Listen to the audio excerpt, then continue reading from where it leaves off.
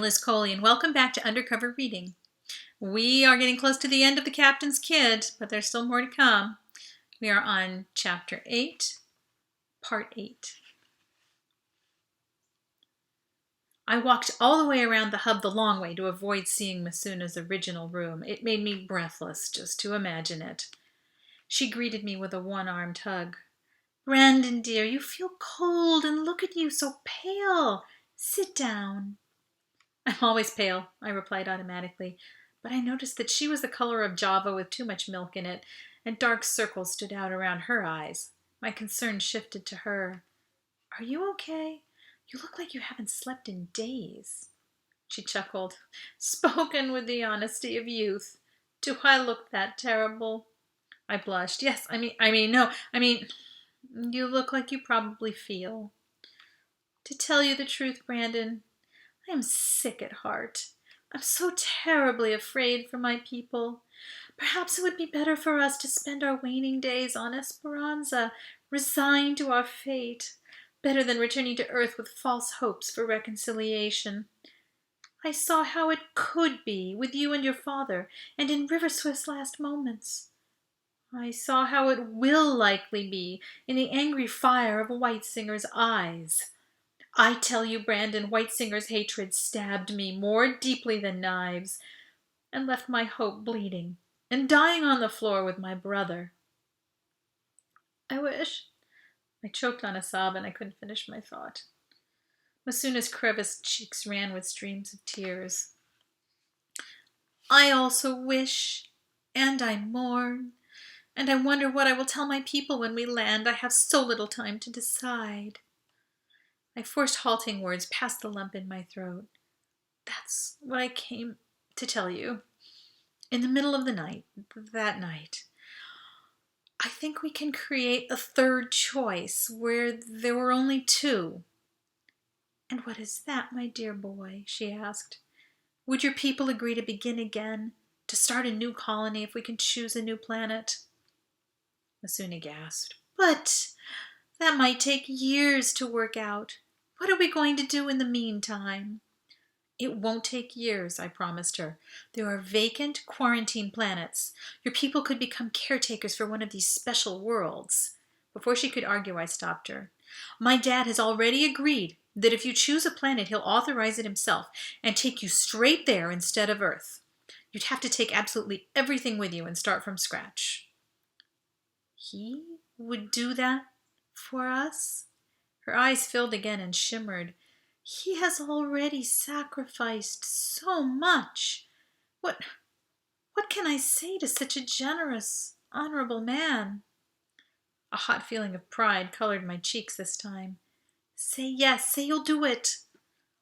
"It means leaving the sacred resting places of our ancestors once again, and the spirits of our lost children."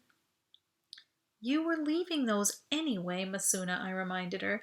"You already agreed it was worth giving that up to survive. Besides, any spirits worth your devotion will follow you, don't you think?" She tilted her head. "Yes, perhaps. Why should dry soil hold them behind?" "Can you at least agree that we should search the records for a good, fertile planet?" Masuna's eyes crinkled so tight they vanished. "Are you sure your father agreed to authorize it? I've walked your halls of power. I know how these arrangements are supposed to be made. What is he thinking?" "He's thinking of doing right for your people, that's all." That's what worries me. I think he's committing himself to a very dangerous path. I will speak with him, and then I will give you my answer." To my amazement, she planted a kiss on my cheek. "Thank you for trying so hard, my dear." By dinner time they had talked. Dad gave me the news when he brought me my tray. "She's mostly convinced, but still concerned about the risk." "Mostly? I don't see why she wasn't thrilled," I said. "It's a brand new chance." "She meant—" He stopped himself, coughed, and continued. "Well, for them, yes. Yes, it is."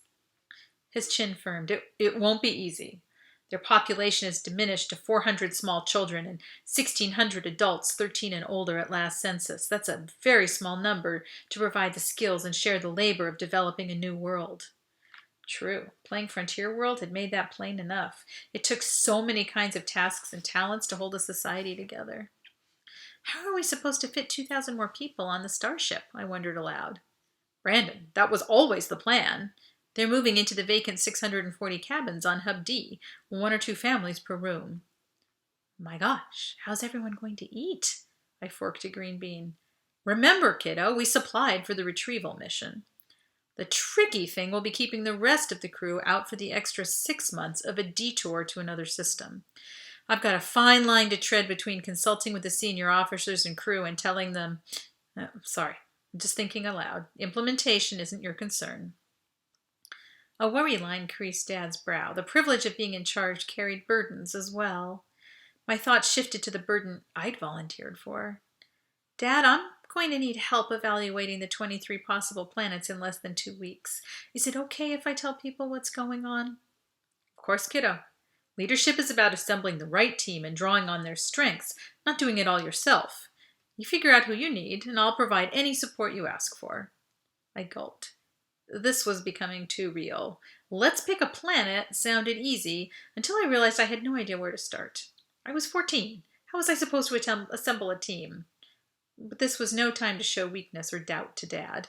I picked at my dinner without tasting it, lost in thought. The night was full of dark and bloody dreams.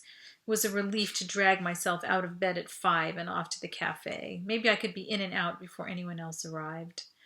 But no, Mo was already there, and he motioned me over to sit with him.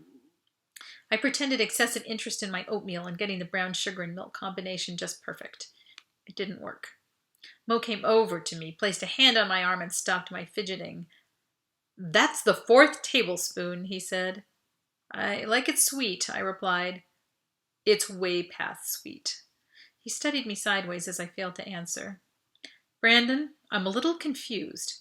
When I heard the 2 saboteurs had broken out and been killed by security, I thought you'd be relieved.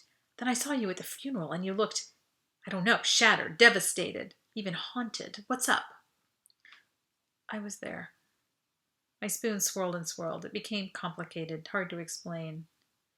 I got to know one of them, and in the end he died protecting me from the other one. I never imagined anyone would do that for me. Why do you think he did it? I answered slowly, thoughtfully. I'd put myself as between River Swift and the armed security guards without hesitation. I guess we were like comrades, like a team by then. He read what I gave him, he came when I asked him, he believed in me, and he listened to me. Lots of people believe in you and listen to you, Band-Aid, Mo said seriously. Maybe you haven't noticed. I sure hope they don't all go throwing themselves in front of knives for me, I answered with black humor. Mo smiled. Don't be surprised, is all he said. And that's the end of that section. Please come back.